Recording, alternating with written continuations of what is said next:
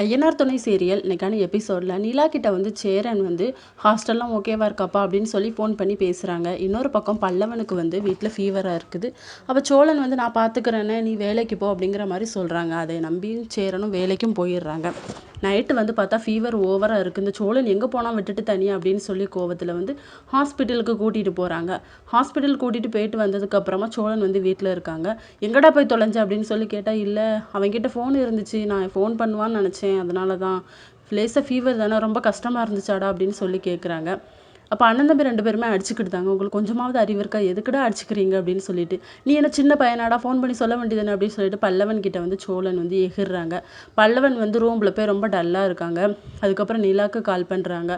கால் பண்ணி, அண்ணி நீங்கள் என்னை விட்டு எங்கே போனீங்க அப்படின்னு சொல்லி தேம்பி தேம்பி அலறாங்க. எனக்கு ரொம்ப ஃபீவராக இருக்குது, நீங்கள் இனி வரவே மாட்டிங்களா அப்படின்னு சொல்லிட்டு நிலா வந்து பல்லவன் தயவுசெய்து அழாத அப்படின்னு சொல்லி சமாதானப்படுத்துகிறாங்க.